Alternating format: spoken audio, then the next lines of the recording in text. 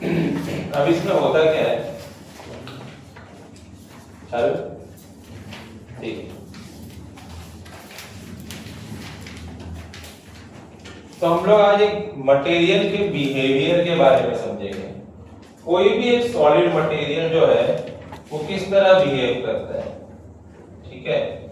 तो आज का हमारा जो मेन एजेंडा है वो ये समझने के लिए है कि कोई भी एक सॉलिड मटेरियल वो बिहेव किस तरह करता है। आइए जरा उसको समझते हैं। बेसिकली स्ट्रेस और स्ट्रेन कर्व जो है वो एक ऐसा टॉपिक है जिसमें हम लोग सॉलिड के बिहेवियर के बारे में समझते हैं। सॉलिड बिहेवियर, ठीक है, सॉलिड बिहेवियर। अब ये बिहेवियर मतलब समझेंगे। मानकर चलिए कि इस मार्कर को मुझे स्ट्रेच करना है। क्या करना है? स्ट्रेच। जब मैं इसको स्ट्रेच करूंगा, अगर मैं इसको स्ट्रेच करूंगा तो इसकी थोड़ी सी लेंथ चेंज होगी ना, उसे हम क्या कहेंगे? एक्सटेंशन कहेंगे। क्या कहेंगे? क्या कहेंगे हम? अगर मैं छोड़ दूंगा तो वापस से अपने ओरिजिनल शेप में आ जाएगा। आ जाएगा कि नहीं आ जाएगा? फिर मैं वापस से उसको स्ट्रेच करूंगा, वापस छोड़ दूंगा तो वापस ओरिजिनल शेप में आ जाएगा। मतलब इस सॉलिड मटेरियल के अंदर एक प्रॉपर्टी है। प्रॉपर्टी कौन सी है पता है? जब मैं इसको डिफॉर्म करता हूं, स्ट्रेच करता हूं और जब छोड़ देता हूं तो ये अपने ओरिजिनल शेप में आ जाता है। इस प्रॉपर्टी का नाम है इलास्टिसिटी। सभी को पढ़ाया गया था ये, सबको ये मैंने बताया था कि नहीं बताया था कि जब भी मैं इसे स्ट्रेच करता हूं तो इसका शेप चेंज होता है या साइज चेंज होता है, लेंथ चेंज होता है, और जब छोड़ देता हूं तो वापस ओरिजिनल शेप में चला जाता है। समझाया था सब लोगों को? इस प्रॉपर्टी का नाम क्या है? इलास्टिसिटी। क्या नाम है?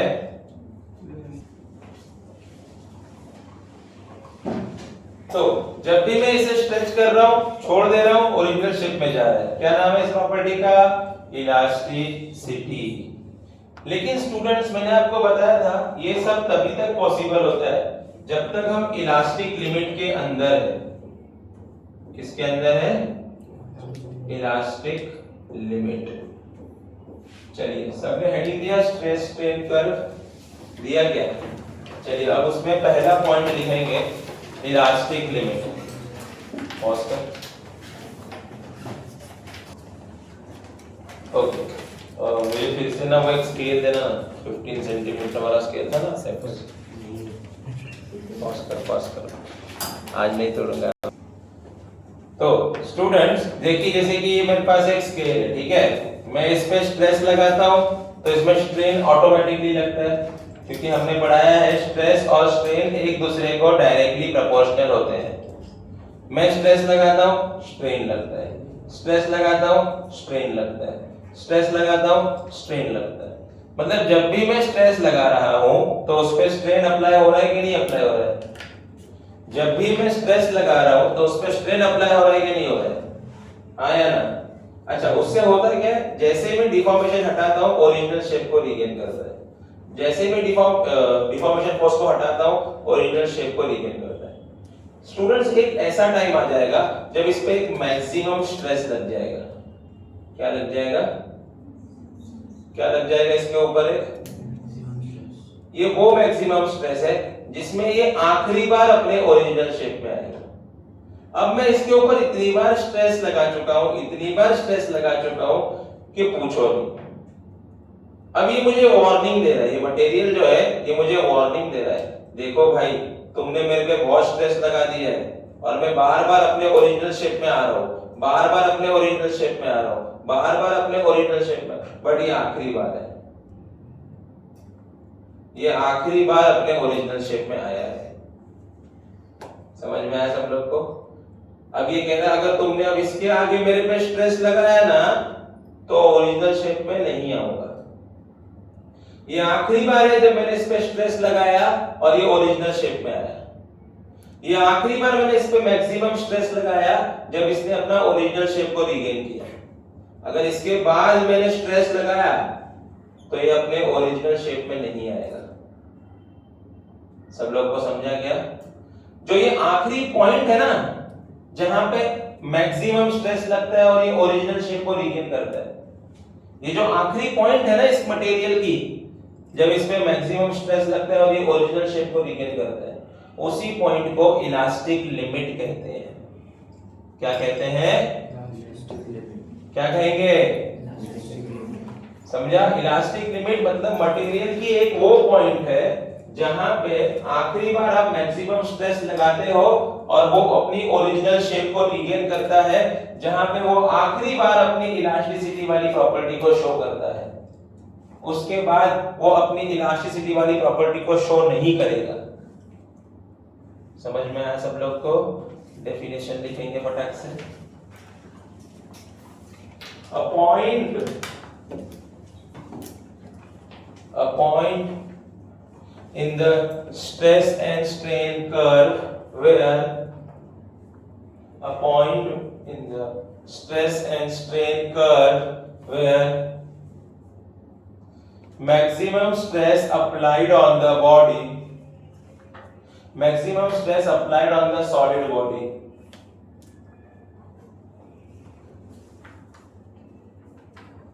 a point in the body where maximum stress applied on the body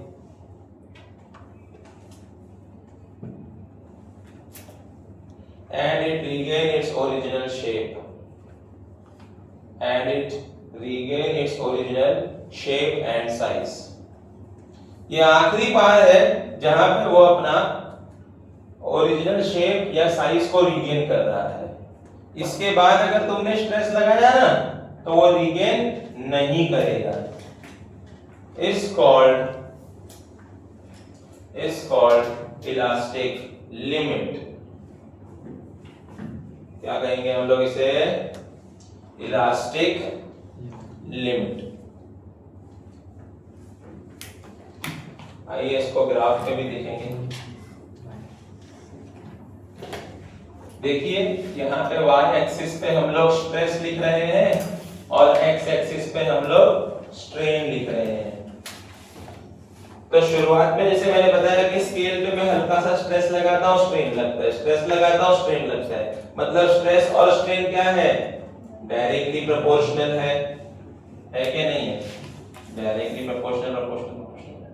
लेकिन एक पॉइंट आ जाता है, ये देखो ये वो पॉइंट है जहां पे मैक्सिमम स्ट्रेस लग चुका है। अब इस पॉइंट के आगे ये अपनी इलास्टिसिटी वाली प्रॉपर्टी शो करेगा क्या? नहीं करेगा। इस पॉइंट को हम कहेंगे इलास्टिक लिमिट। क्या कहेंगे? देखा आप लोगों ने? मतलब ये जो स्ट्रेस और स्ट्रेन जो है ये प्रोपोर्शनल तो है बट इलास्टिक लिमिट के अंदर। हुक्स लॉ याद है आप लोगों को? हमने हुक्स लॉ जब पढ़ाया था तब बताया था कि स्ट्रेस और स्ट्रेन एक दूसरे को प्रोपोर्शनल होते हैं but under the elastic limit. यहां पे भी वही शो कर रहा है।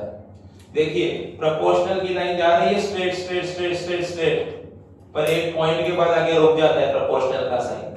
उस पॉइंट का नाम क्या है? Elastic limit. इस पॉइंट पे मैक्सिमम स्ट्रेस लग गया है। इस पॉइंट पे ऑब्जेक्ट ने आखिरी बार अपना ओरिजिनल डायमेंशन, अपना ओरिजिनल साइज को रीगेन किया है। इस पॉइंट पे आखिरी बार सॉलिड बॉडी ने इलास्टिसिटी वाली प्रॉपर्टी शो करी है।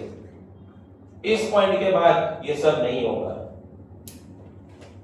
समझ में आया सब लोगों को? यहां तक क्लियर हुआ क्या? पहले बताओ तो आगे बढ़े। तो अब इस पॉइंट के बाद क्या होगा? इलास्टिक लिमिट क्रॉस कर लिया तो अगर इसको इतना स्ट्रेस दे दिया, इतना स्ट्रेस दे दिया, इतना स्ट्रेस कि इसने इलास्टिक लिमिट को ही क्रॉस कर दिया, अब क्या होगा? अब क्या होगा पता है? हल्का सा स्ट्रेस लगाऊंगा ना बहुत ज्यादा स्ट्रेन लग जाएगा। हल्का सा स्ट्रेस लगाऊंगा ना बहुत ज्यादा क्या लग जाएगा? पहले क्या पढ़ते थे? इलास्टिक लिमिट के अंदर स्ट्रेस बढ़ेगा तो स्ट्रेन भी बढ़ेगा। स्ट्रेस बढ़ा स्ट्रेन बढ़ा, स्ट्रेस बढ़ा स्ट्रेन बढ़ा, स्ट्रेस कम स्ट्रेन कम। ये सब कब हो रहा था? इलास्टिक लिमिट के अंदर। अब इसके बाद क्या होगा पता है, इलास्टिक लिमिट को क्रॉस करने के बाद हल्का सा स्ट्रेस, स्ट्रेन। देखा आप लोग ने, हल्का सा स्ट्रेस बढ़ाया, स्ट्रेन बढ़ गया इतना।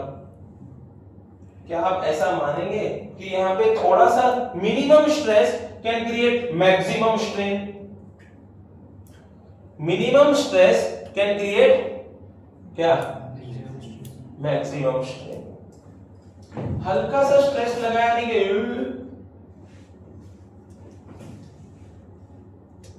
हल्का सा स्ट्रेस लगा लो, इतना सारा स्ट्रेन लग जा रहा है।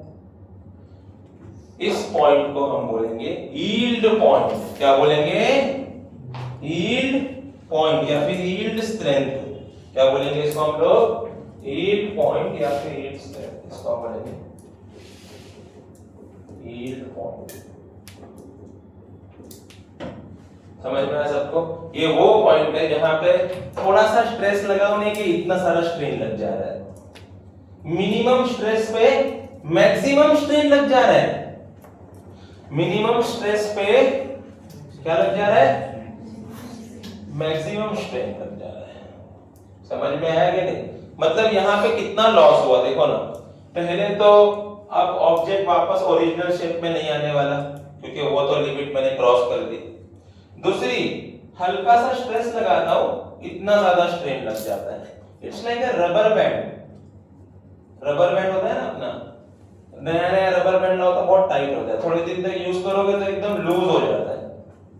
हल्का सा खींचोगे के बहुत ज्यादा खींच जाता है, होता है। तो उसकी यील्ड पॉइंट आ चुकी होती है। यील्ड पॉइंट का मतलब है minimum stress create maximum strain. चलिए लिखेंगे यील्ड पॉइंट के बारे में। Yield point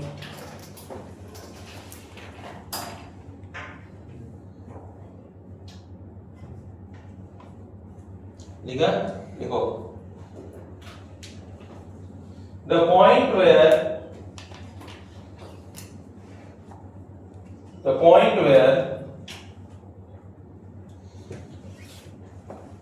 solid objects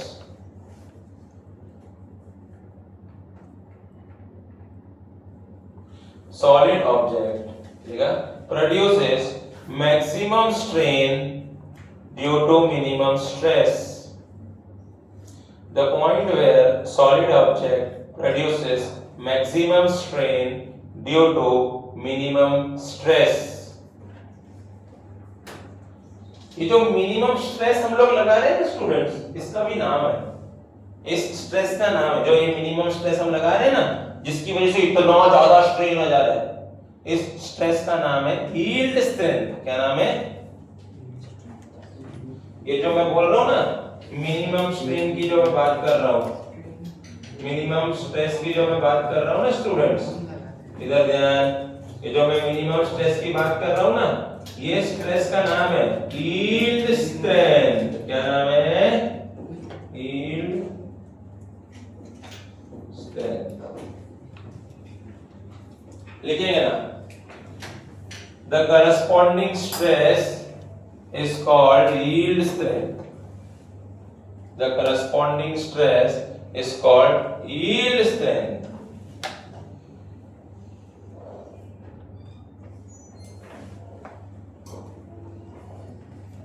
I hope सबने लिखा।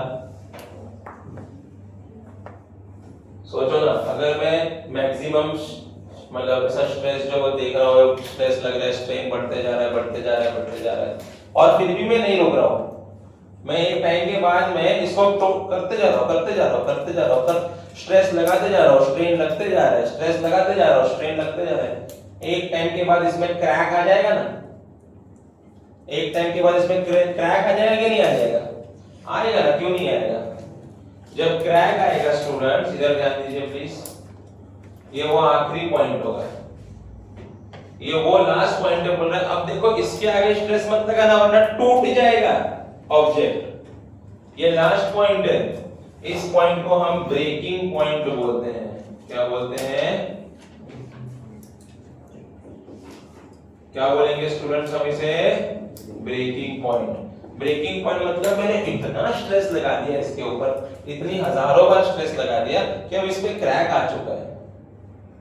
अब ये कह रहा है कि अब इसके आगे प्लीज स्ट्रेस मत लगाना वरना ये टूट जाएगा।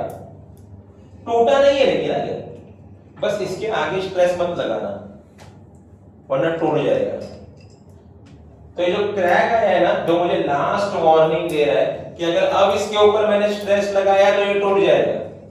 ये जो लास्ट पॉइंट है, लास्ट वार्निंग है, इसे हम लोग ब्रेकिंग पॉइंट बुलाते हैं। क्या बुलाते हैं?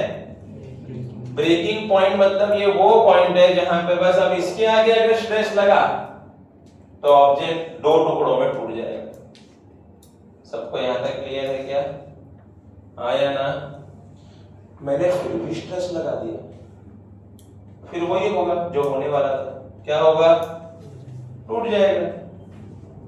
ये वो आखिरी पॉइंट है जहां पे ऑब्जेक्ट टूट जाएगा। Actual fracture occurs. गया, टूट गया। वार्निंग दिया था उसने ब्रेकिंग पॉइंट में कि अभी आगे स्ट्रेस मत लगाना, क्रैक आ चुका है, अगर अभी इसके आगे स्ट्रेस लगाया तो टूट जाएगा। जैसे लास्ट लेक्चर में देखो स्केल टूट गई थी, क्योंकि उस स्केल ने मुझे पहले ही वार्निंग दी थी ब्रेकिंग पॉइंट पे कि अब इसके आगे स्ट्रेस मत लगाना वरना टूट जाएगी। लेकिन मैंने नहीं रुका, मैंने लगाया स्ट्रेस, उसके दो टुकड़े हुए थे ना, मतलब टूट गया था ना। उस पॉइंट को कहते हैं एक्चुअल फ्रैक्चर ऑकर्स। सबको ये ग्राफ समझ में आया? इस ग्राफ के बारे में थोड़ा अच्छे से समझते हैं। अच्छा इधर देखिए, इलास्टिक लिमिट आने तक ना प्रोपोर्शनल था कि नहीं था? था कि नहीं था प्रोपोर्शनल? यस, यहाँ पे ये प्रोपोर्शनल है। मतलब यहाँ पे ये हुक्स लॉ को फॉलो करता है कि नहीं करता है? देखो ना, O से लेके A तक हुक्स लॉ को फॉलो करता है कि नहीं करता है? आया ना? ओके, A से लेके B तक यील्ड पॉइंट आ जाता है। यील्ड पॉइंट मतलब minimum stress create maximum strain. ये देखो पूरा रास्ता चालू हो गया यहाँ से। अब इसके आगे देखो ना, स्ट्रेस ज्यादा नहीं बढ़ रहा है लेकिन स्ट्रेन कितना बढ़ रहा है? स्ट्रेस मतलब y एक्सिस, स्ट्रेन मतलब देखो ना, स्ट्रेन यहाँ से यहाँ तक आ गया, देखो कितना बढ़ गया, लेकिन स्ट्रेस ज्यादा नहीं है। और आखिरी पॉइंट आ चुका है, इसके आगे ये वार्निंग है, अगर इसके आगे स्ट्रेस लगा होगा तो टूट जाएगा। इस पॉइंट को क्या बोलेंगे? Breaking point. मैंने फिर भी लगाया तो क्या होगा? Actual fracture occurs. इसे हम स्ट्रेस स्ट्रेन कर्व बोलते हैं। चलिए इसको ड्रॉ करेंगे।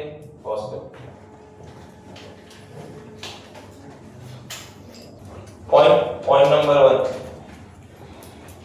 Elastic limit. Point number 1, elastic limit.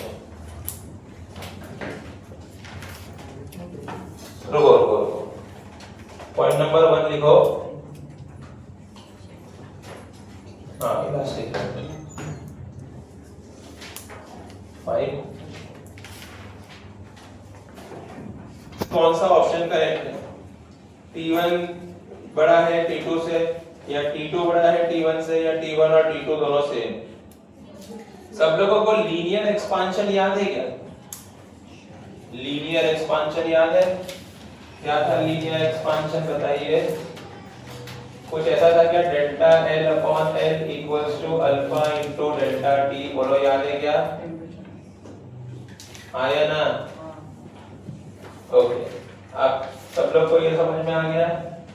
Last lecture में हमने बताया Young's modulus is equals to stress upon strain. हाँ स्टूडेंट्स बताइए,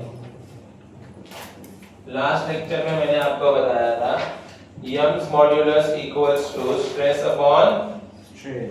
तो इसको ऐसा भी लिखा जा सकता है ना कि stress equals to Young's modulus into strain.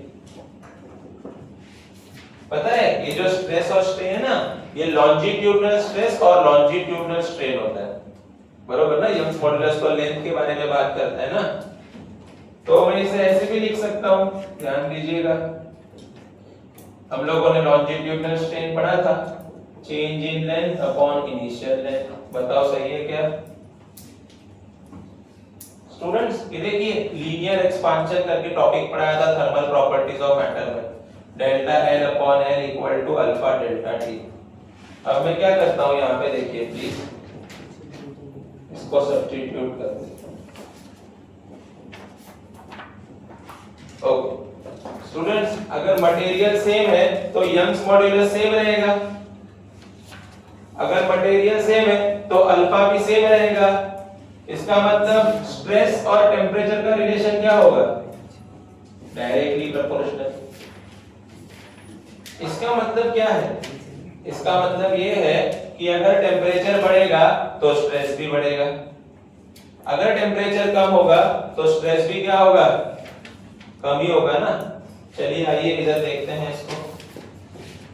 यहाँ पे देखिए सब लोग, मैं क्या करता हूँ यहाँ से ऐसे लाइन ड्रॉ करता हूँ, ये ऐसे लाइन ड्रॉ करता हूँ। बताइए स्टूडेंट्स, P1 का ये वाला स्ट्रेस है, स्ट्रेस 1, और ये है स्ट्रेस 2। मैं आप लोग से एक सिंपल सा क्वेश्चन पूछ रहा हूँ, स्ट्रेस 1 बड़ा है कि स्ट्रेस 2 बड़ा है? स्ट्रेस 1 बड़ा है कि स्ट्रेस 2 बड़ा है? स्ट्रेस 2 बड़ा है ना। स्ट्रेस और टेम्परेचर का क्या रिलेशन है? Directly proportional. जिसका स्ट्रेस ज्यादा होगा उसका टेम्परेचर भी क्या होगा? जिसका स्ट्रेस कम होगा उसका टेम्परेचर भी क्या होगा? इस हिसाब से कौन सा टेम्परेचर बड़ा होना चाहिए? यहाँ पे T2 बड़ा होना चाहिए। किससे? चलिए नोट डाउन करेंगे। ऑप्शन देखिए कौन सा था वैसे? नहीं, हाँ बी ऑप्शन है। पॉज कर रहे तो उसका एरिया क्या होगा? कम होगा, बरोबर ना। हम लोगों को इसके अंदर थिनेस्ट वायर को ढूंढना है। स्टूडेंट्स याद रहे, हमको कौन सी वायर को ढूंढना है? थिनेस्ट वायर, थिनेस्ट वायर को ढूंढना है।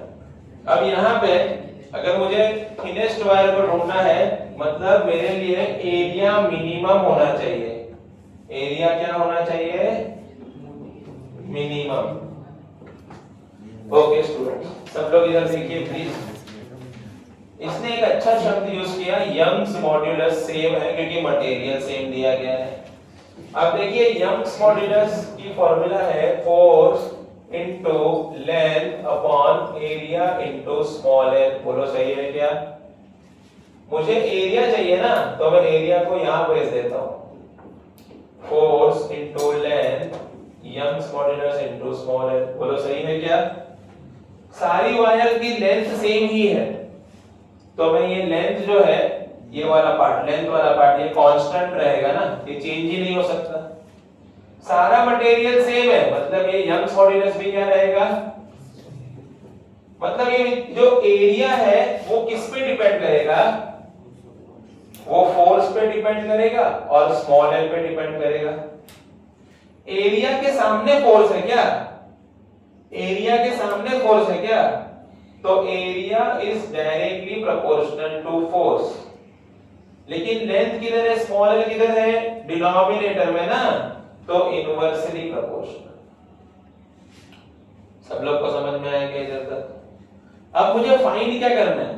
मुझे कौन सा एरिया चाहिए? मिनिमम एरिया, मतलब एरिया का आंसर सबसे कम आना चाहिए। अब यहां देखो, मेरे को इस क्वेश्चन में क्या पूछा गया है?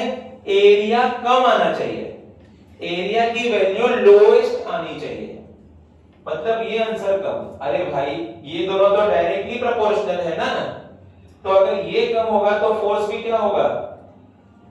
लेकिन एरिया और स्मॉल एल कौन सा है? तो अगर जब एरिया कम होगा तो लेंथ क्या होगा? स्मॉल एल क्या होगा? तो मुझे इस ग्राफ के अंदर OA, OB, OC और OD में ढूंढना है कि किसका फोर्स कम है लेकिन इलॉन्गेशन ज्यादा है। तो मैं क्या करूंगा? मैं सबको ऐसे कनेक्ट करूंगा।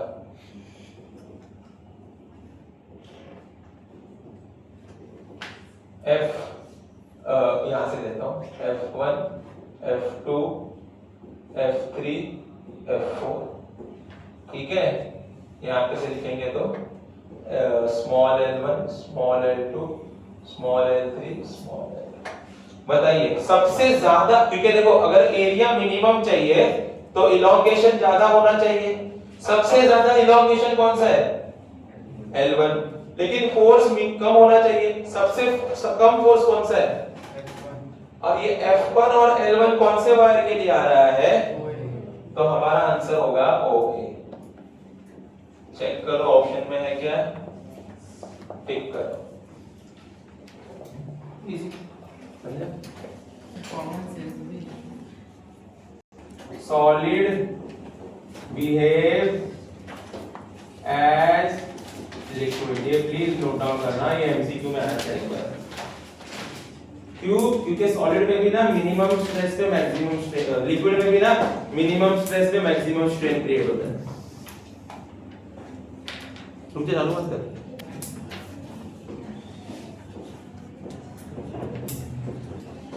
ब्रिटल मटेरियल, अब ये ब्रिटल मटेरियल क्या होता है भाई? सबको ही पता है, कांच एक ब्रिटल मटेरियल है। ग्लास जो होता है हमारा, जो कांच का बना हुआ ग्लास वगैरह रहता है, पानी पीने का जो ग्लास होता है हमारा, या जो चाय के कप वगैरह होता है, हल्के से भी गिरने के डायरेक्ट टूट जाता है। होता है, देखा है आप लोग? नहीं होता है क्या नहीं? मतलब हल्का सा भी उन पे स्ट्रेस लगा नहीं कि उन लोग का डायरेक्टली परमानेंटली डैमेज हो जाते हैं वो लोग। ऐसे मटेरियल को हम लोग ब्रिटल मटेरियल कहते हैं। चलिए लिखेंगे,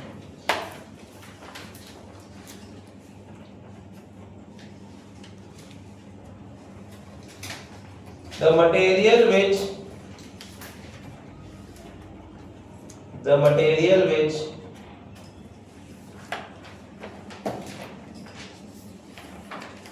permanently fracture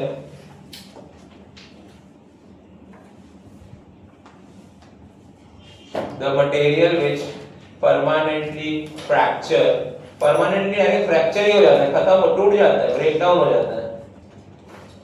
As soon as elastic limit is crossed, as soon as elastic limit is crossed, जैसे ही आपने इलास्टिक लिमिट क्रॉस करी ना, डायरेक्ट टूट जाएगा। ऐसा नहीं कि पहले यील्ड पॉइंट आए, फिर ब्रेकिंग पॉइंट आए, फिर टूटे, नहीं नहीं नहीं, जैसे ही इलास्टिक लिमिट क्रॉस टूट गया।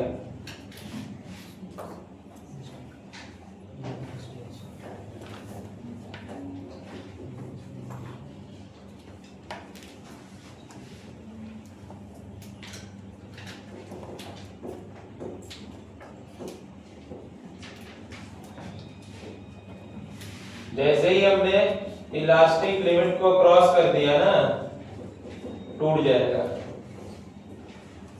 यहाँ पे फ्रैक्चर हो गया, डैमेज हो गया। ये हमारा स्ट्रेस है और ये हमारा स्ट्रेन है। चलिए फटाक से बनाइए। आगे ग्राफ कंटिन्यू ही नहीं हुआ, वहीं पे खत्म हो गया। पॉज कर। वो है डक्टाइल मटेरियल। डक्टाइल मटेरियल एक ऐसा मटेरियल होता है जो ज्यादा समय तक स्ट्रेस को झेल सकता है, जो ज्यादा समय तक स्ट्रेस और स्ट्रेन को प्रोपोर्शनल रखते हैं। इनफैक्ट डक्टाइल मटेरियल की इलास्टिक लिमिट अगर क्रॉस भी हो गई ना, तो भी जल्दी ब्रेक डाउन नहीं होता, जैसे ब्रिटल वाला मटेरियल। हल्का सा भी इलास्टिक लिमिट क्रॉस किया, फ्रैक्चर हो गया ना। देखो दिख रहा है कि नहीं? जैसे कि अगर मेरे हाथ में कांच का ग्लास है और छूट गया तो क्या होगा? टूट ही नहीं वाला है। लेकिन अगर उसी जगह पे ये मार्कर है जो मेरे हाथ में, ये अगर गिरेगा तो क्या ये टूट जाएगा? नहीं टूटेगा ना, क्योंकि इसके अंदर डक्टाइल प्रॉपर्टीज है, ये डक्टाइल मटेरियल है। अगर मेरे हाथ में एक स्टील का ग्लास होता, कौन सा ग्लास होता, तो वो कितनी बार भी मेरे से हाथ से गिरते चले जाए, 1000 टाइम मेरे हाथ से गिर जाए, तो भी क्या वो टूट जाएगा क्या? इनफैक्ट मैं अगर उस पर खड़े भी हो गया तो भी वो मेरा वजन झेल लेगा। होगा कि नहीं होगा? वो तभी टूटेगा जब मैं उसे बहुत बार हथौड़े से मार मार कर तोड़ूंगा। इसका मतलब क्या है पता है? डक्टाइल मटेरियल वो मटेरियल है जिसका ब्रेकिंग पॉइंट जल्दी नहीं रीच करता। डक्टाइल मटेरियल वो मटेरियल है जिसमें स्ट्रेस और स्ट्रेन बहुत ज्यादा प्रोपोर्शनल, बहुत ज्यादा देर तक प्रोपोर्शनल रहते हैं, जिसकी इलास्टिक लिमिट बहुत ज्यादा होती है। चलिए लिखेंगे, the material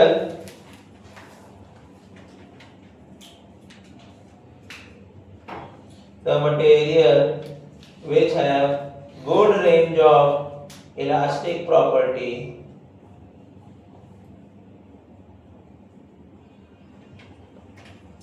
the material which have good range of elastic property लिखा सब लोगों ने the material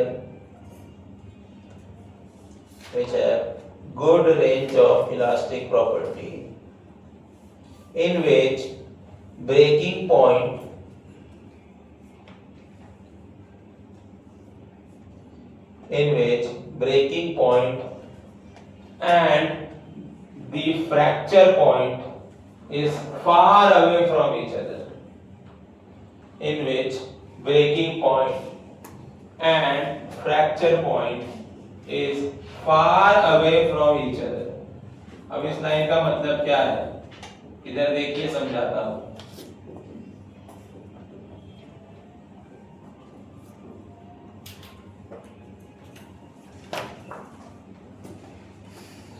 इधर देखिए, यहाँ पे हमने इलास्टिक लिमिट को क्रॉस किया, इसकी ब्रेकिंग पॉइंट यहाँ आ गई, ये इसकी ब्रेकिंग पॉइंट है, दिख रहा है आपको? अब इस ब्रेकिंग पॉइंट को देखिए और यहाँ ये एक्चुअली फ्रैक्चर हो गया और यहाँ पे इसका फ्रैक्चर पॉइंट देखिए. स्टूडेंट्स, आप नोटिस कर सकते हैं कि इसका ब्रेकिंग पॉइंट और फ्रैक्चर पॉइंट एक दूसरे से कितना दूर है, लेकिन यहाँ पे देखिए इसके रेंज के अंदर ही कहीं ना कहीं ब्रेकिंग पॉइंट भी आ गई होगी.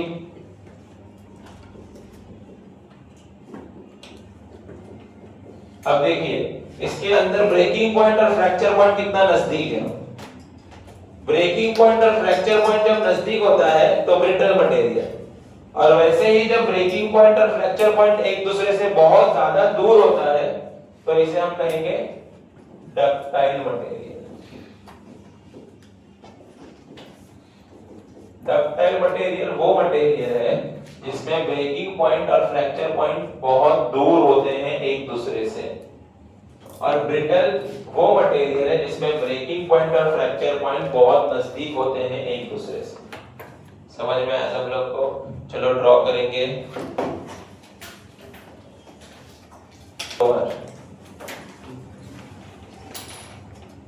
लास्ट मटेरियल, पहला मटेरियल बताया ब्रिटल मटेरियल, जिसके अंदर ब्रेकिंग पॉइंट और फ्रैक्चर पॉइंट नजदीक नजदीक थे, इमीडिएट ब्रेक हो जा रहा था.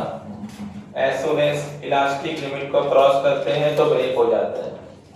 फिर आता है डक्टाइल मटेरियल जिसमें इलास्टिक पॉइंट और ब्रेकिंग पॉइंट और फ्रैक्चर पॉइंट एक दूसरे से दूर दूर है बहुत. अब आएगा इलास्टोमर मटेरियल. इलास्टोमर एक ऐसा मटेरियल है स्टूडेंट्स जिसमें अगर हमने छोटा सा भी स्ट्रेस अप्लाई किया तो उसमें बहुत ज्यादा स्ट्रेन अप्लाई हो जाता है. जैसे रबर बैंड, क्या कहते हैं हम लोग? रबर बैंड जो होता है हमारा वो एक इलास्टोमर मटेरियल है. छोटा सा स्ट्रेस लगाओ तो बहुत ज्यादा स्ट्रेन लग जाता है. इसका ब्रेकिंग पॉइंट बहुत दूर है. इसका ब्रेकिंग पॉइंट क्या है स्टूडेंट्स? बहुत दूर. सब लोग लिखेंगे इलास्टोमर, हेडिंग देंगे, लिखेंगे the material which produces maximum strain due to minimum stress.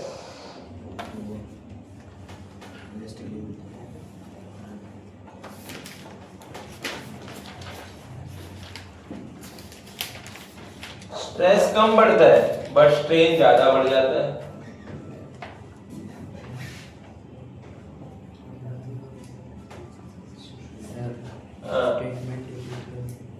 The material which produces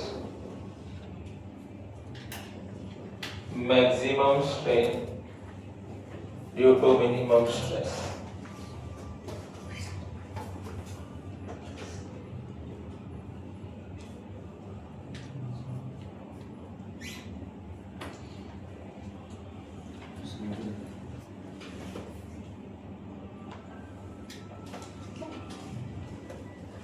इसके अंदर स्ट्रेन की वैल्यू ज्यादा होती है स्ट्रेस से.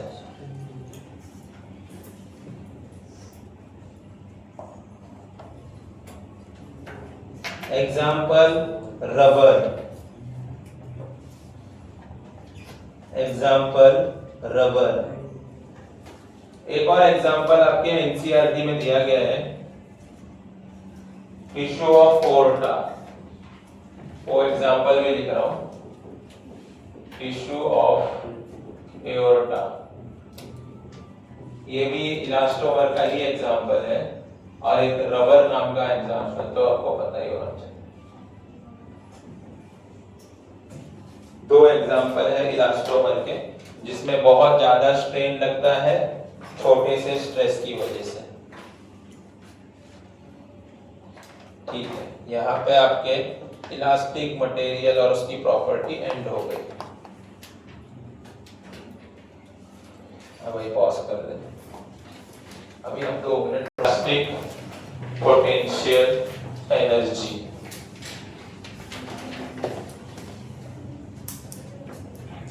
एक ही डेरिवेशन है इसके अंदर, इलास्टिक पोटेंशियल एनर्जी करके हैं।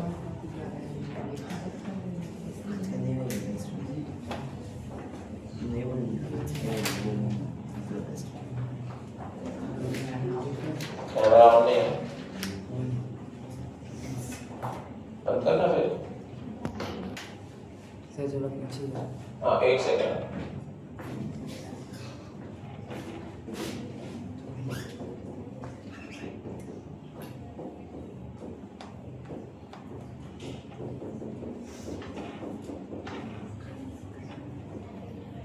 ओके, तो हमको यहाँ पे दिखाई देता है कि ये जो ऑब्जेक्ट है वो इसको हैंग करके रखा हुआ है। दिख रहा है आप लोग को, राइट? मतलब ये जो रोप आपको दिख रही है, इस रोप की लेंथ L होगी, और उसको नीचे मैंने ये एक छोटा सा मास लगा दिया है जो अपना mg वेट डाउनवर्ड डायरेक्शन में अप्लाई कर रहा है। इसकी लेंथ कितनी होगी? L। तो हम इसको ड्रॉ कर लेते हैं।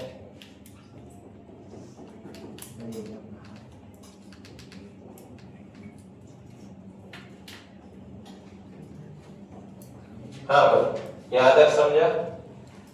अब क्योंकि इसकी लेंथ L है और ये नीचे मास लगाया है, तो इसके अंदर एक्सटेंशन भी हो रहा होगा। मतलब इसके अंदर से स्ट्रेच हो रहा होगा ना, ये हो रहा होगा कि नहीं हो रहा होगा? स्ट्रेच हो रहा होगा, मतलब इसमें इलॉन्गेशन आया होगा ना। क्या आया होगा इसके अंदर? इलॉन्गेशन। ये देखिए, दिख रहा है आप लोग को? अब इसमें इलॉन्गेशन होते जा रहा है, इलॉन्गेशन होते जा रहा है, इलॉन्गेशन होते जा रहा है। ठीक है स्टूडेंट्स, फिर क्या हो रहा है पता है? एक सर्टेन टाइम आ जाएगा जब इसकी इलास्टिक लिमिट क्रॉस होने वाली होगी। एक सर्टेन टाइम आ जाएगा जब इसकी इलास्टिक लिमिट क्या होने वाली होगी? क्रॉस। मतलब अगर एक बार इसकी इलास्टिक लिमिट क्रॉस हो गई तो क्या फिर ये अपने ओरिजिनल शेप में वापस आएगा? नहीं आएगा। मतलब अब इसके अंदर जितना भी एक्सटेंशन हुआ है, जितना भी एक्सटेंशन इसके अंदर हुआ रहेगा, थोड़ा और भी एक्सटेंशन हो सकता है। इसमें कब तक एक्सटेंशन होगा पता है? जब तक इसकी इलास्टिक लिमिट रीच नहीं हो जाती। क्या नहीं हो जाती? Elastic limit. एक बार इसकी इलास्टिक लिमिट मैंने क्रॉस कर दी, फिर क्या ये इलास्टिक प्रॉपर्टी रहेगा? क्या ये अपने ओरिजिनल शेप में आएगा? क्या अभी सोचिए कि इसके जगह पे मैंने रबर बैंड यूज किया होता, क्या यूज किया होता? तो इमीडिएटली इलास्टिक लिमिट क्रॉस कर देता।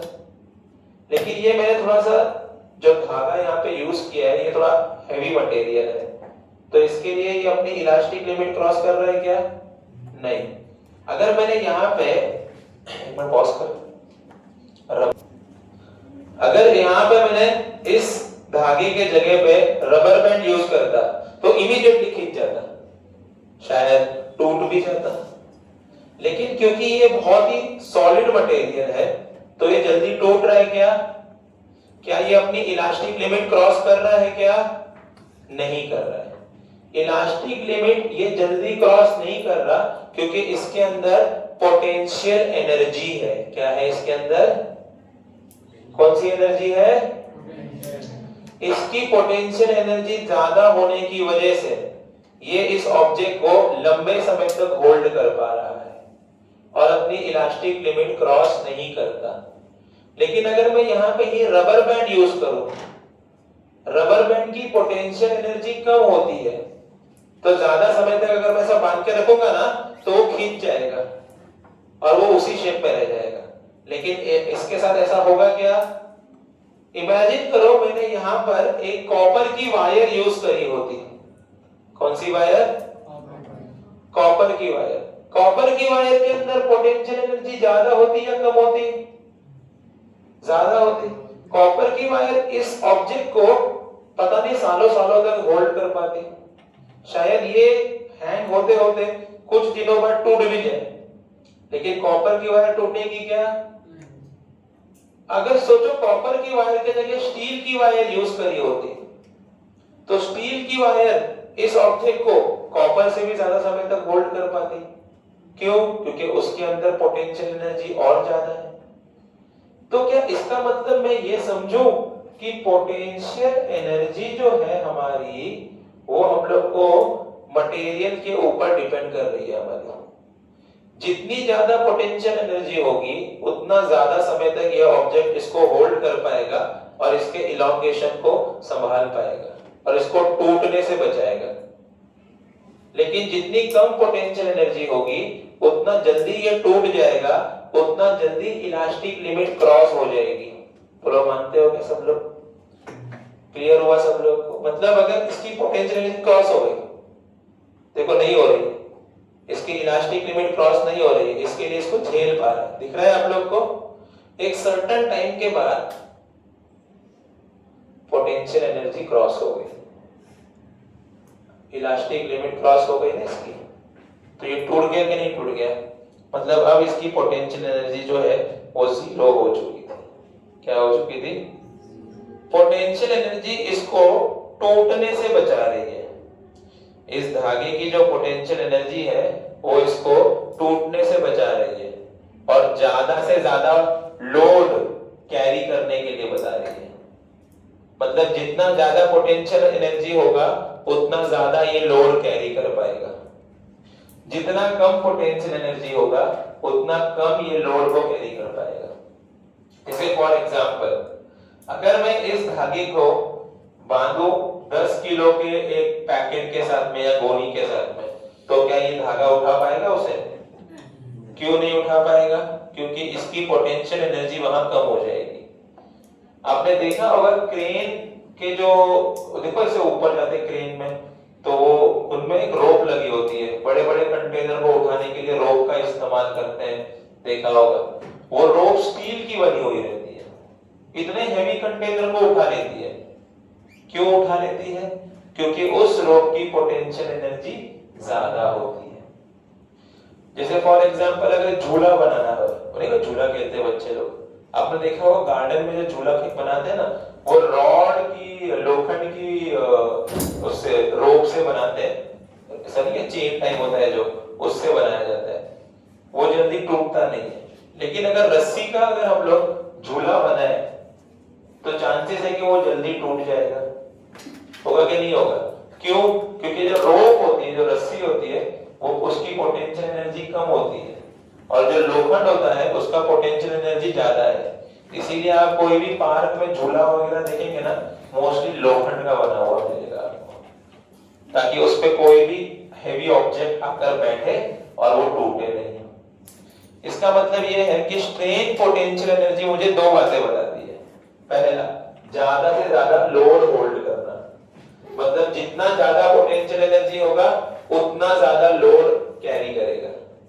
दूसरा, इलॉन्गेशन कम करना, मतलब जितना ज्यादा पोटेंशियल एनर्जी होगा उतना इलॉन्गेशन क्या होगा? कम होगा। चलो आ जाओ भाई, अब इसको यहाँ पे हम फाइंड करेंगे। देखिए स्टूडेंट, इसके अंदर थोड़ा सा और इलॉन्गेशन ले लेते हैं, इलास्टिक लिमिट तक। समझो कि इतना इलॉन्गेशन हुआ था, थोड़ा और इलास्टिक लिमिट तक जाने तक थोड़ा इलॉन्गेशन और ले लेते हैं, थोड़ा सा, एकदम छोटा सा। तो ये देखो, ये आपका L है, ये आपका पहले वाला था स्मॉल l, और अभी थोड़ा और इलॉन्गेशन कर दिया हम लोगों ने dl, एकदम छोटा सा इलॉन्गेशन है, एकदम छोटा सा, इसका नाम क्या रखा हम लोगों ने dl। देखिए स्टूडेंट्स, पोटेंशियल एनर्जी को अगर मुझे निकालना है तो उसकी फॉर्मूला बहुत सिंपल है, work done equals to integration of force into displacement. सबका ध्यान इधर, ये है हमारी पोटेंशियल एनर्जी की formula, work done equals to integration of force into displacement. आपको बेसिक मैथमेटिक्स में इंटीग्रेशन पढ़ाया गया रहेगा, है ना, x रेज़ टू n की formula x raise to n plus 1 upon n plus 1, ठीक है क्या नहीं? कैमरा बंद करिए पहले।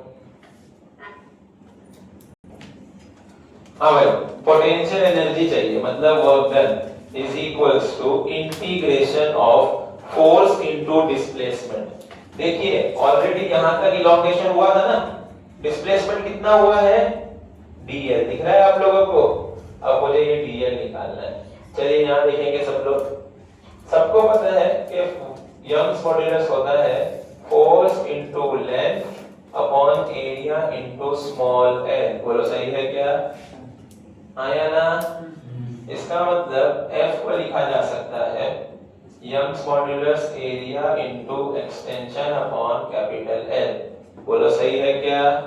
इस ऑब्जेक्ट को यहां सब्स्टिट्यूट कर दिया जाए तो हमें मिलेगा work done is equals to integration of Young's modulus into area into extension upon original length. सबको समझा यहां तक? अभी देखिए ना, इसमें यंग्स मॉड्यूलस तो कांस्टेंट ही है, एरिया भी कांस्टेंट, लेंथ भी, सबको साइड कर दिया जाए तो मुझे मिलेगा integration of small l into dl। बताइए सबको यहां तक क्लियर है क्या? अब ये स्मॉल l के ऊपर पावर कितना है? तो आप सब लोगों ने integration of x raise to n तो पढ़ा ही होगा, x raise to n plus 1 upon,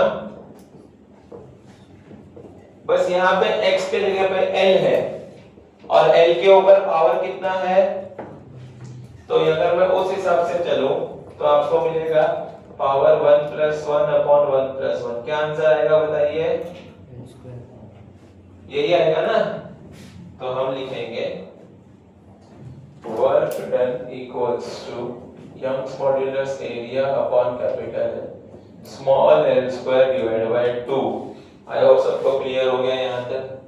same मैंने इंटीग्रेशन की फॉर्मूला लगा दी। तो ये है हमारा स्ट्रेन पोटेंशियल एनर्जी। कौन सी एनर्जी है ये? Strain potential energy. चलिए नोट डाउन कीजिए यहां तक। नहीं है, इसको मैं कुछ ऐसे भी लिख सकता हूं, बातें नहीं, ऐसे लिख सकता हूं क्या? देखिए h स्क्वायर को small l into small l। अभी इसके पीछे अगर आप चाहेंगे तो आपको देखिए फोर्स की फॉर्मूला मिलेगी, Young's modulus area into extension upon capital L। तो इधर देखिए स्टूडेंट, सबका ध्यान यहाँ पे, ये वाले पार्ट को देखिए, दिख रहा है? इसे हम लिख सकते हैं, मतलब 1/2 अगर साइड में रखें तो लोड इनटू एक्सटेंशन। ये है हमारी पोटेंशियल एनर्जी यानी वर्क डन की फॉर्मूला। तो ये बड़ी फॉर्मूला तब यूज करने का जब क्वेश्चन में यंग्स मॉड्यूलस एरिया सब एक साथ दे दिए, लेकिन अगर क्वेश्चन में आपको सिर्फ लोड दिया, लोड का मतलब होता है फोर्स, और एक्सटेंशन दिया मतलब स्मॉल l, तो आप ये यूज कर सकते हो। क्लियर हुआ सब लोगों को? सब लोग नोट डाउन करेंगे यहां तक। तो इस नंबर के हिसाब से देखिए, अगर वर्क ये नंबर चेंज ही नहीं होगा तो ये नंबर अगर बढ़ाया गया तो ये नंबर क्या हो रहा है? वैसे अगर मैं कह दूं कि वर्क डन चेंज नहीं होगा, वर्क डन कांस्टेंट रहेगा, अगर वर्क डन कांस्टेंट रहेगा तो force is inversely proportional to extension. Force बढ़ रहा है, एक्सटेंशन कम हो रहा है, दिख रहा है क्या नहीं? लेकिन अगर वो बोलता है एनर्जी इज चेंजिंग, मतलब एनर्जी क्या हो रही है? चेंज हो रही है। तो अगर एनर्जी बढ़ेगी तो फोर्स भी बढ़ेगा और एक्सटेंशन भी बढ़ेगा। देखो ना, अगर ये चेंज होगा तो ये इंक्रीज होगा तो ये भी बढ़ेगा और ये भी बढ़ेगा, बरोबर क्या नहीं? आया ना? अगर ये कम हुआ तो ये नंबर भी कम होगा, ये नंबर भी कम होगा। तो ऐसे केसेस आपको देखने मिलेंगे एमसीक्यू में, मतलब बोर्ड्स वगैरह में नहीं है, सब बोर्ड्स में से इधर तक ही है, ये सिर्फ एमसीक्यू में देखने मिलेगा। एनर्जी कांस्टेंट बोला है कि चेंज हो रही है, एनर्जी कांस्टेंट है तो force is inversely proportional to small l. अगर चेंज हो रही है तो कोई रिलेशन नहीं है, सीरीज का रिलेशन लिखेंगे इसको भी।